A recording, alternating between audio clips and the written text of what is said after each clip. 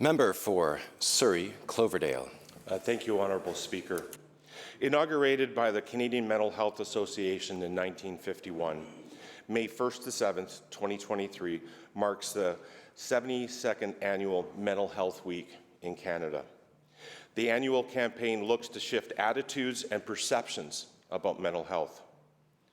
Mental Health Week is a social change campaign to educate the public and shifts beliefs and perceptions about mental health. Mental health is the state of our psychological and emotional well-being. It encompasses our emotions, feelings of connection, thoughts, and the ability to manage life's highs and lows. Throughout our lives, we will all experience periods of positive and negative mental health. 1/3 of people in Canada will experience a mental illness or substance use disorder in their lifetime. With the right support, people with mental illness or substance use disorders can and do thrive. Just as we take care of our physical health, there are many ways that we can help take care of our mental health. We've been through a lot over the last few years as British Columbians. The COVID-19 pandemic, confirmation of mass residential school graves, and climate-related emergencies have taken a toll on our mental health. When people make the brave decision to reach out for help, it's vital that the services are there to meet them. The province is committed in building an integrated system of mental health and addictions care that people need and that works for everyone. Our government is making historic mental health investments to continue the expansion of mental health and substance use supports and better connect people in all areas of the province to culturally safe and effective care.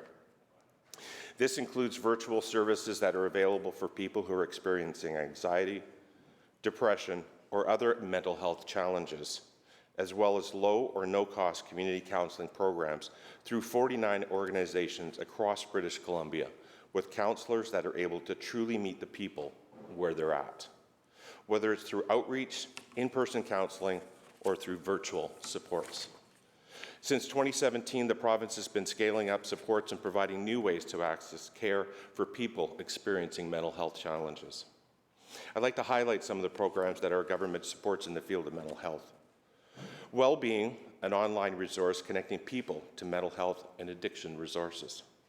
BC Virtual Mental Health Supports website, low and no-cost mental health supports, including free and affordable counseling services.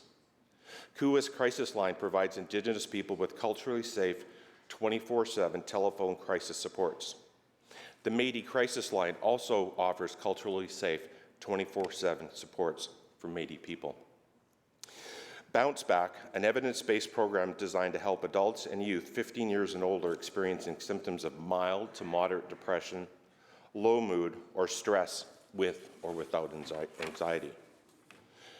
Honourable Speaker, Here to Talk counselling and referral line connections for post-secondary students is with the service heretotalk.ca.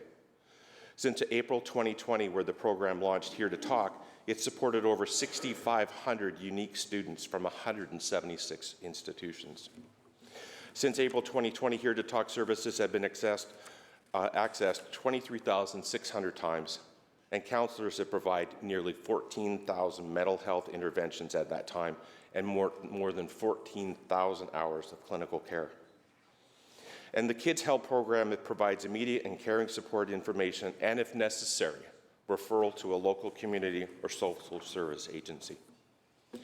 In Budget 2023, we made a historic $1 billion investment in mental health and addictions care.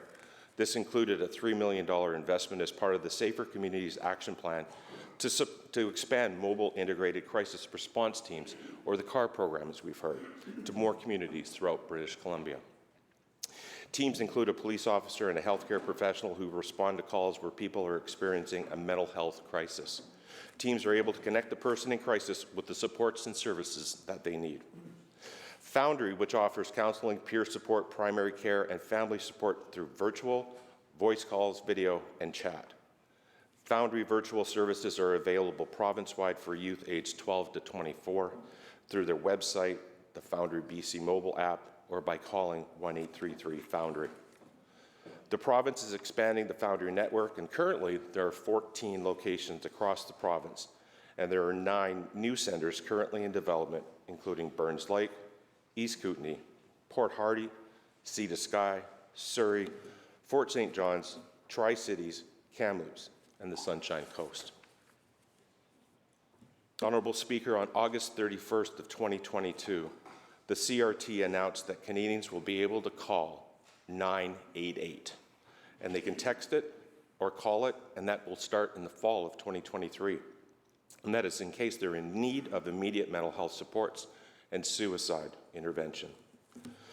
The Government of Canada expects that this service will enable greater access to supports regardless of one's geographic location or socioeconomic status, and will be available from coast to coast 24/7, free of charge. Honourable Speaker, this year's theme for Mental Health Week is My Story, and it invites people to share and embrace vulnerability and build resilience by sharing their stories with people they trust. These conversations are vital because it reminds us that we're not alone and support is available. Honourable Speaker, if you know someone who is looking for support, please visit wellbeing.gov.bc.ca or call 310-6789. Honourable Speaker, let's share our stories and support one another so that more people can get the help that they need and the help that they deserve. Thank you. Thank you, Member.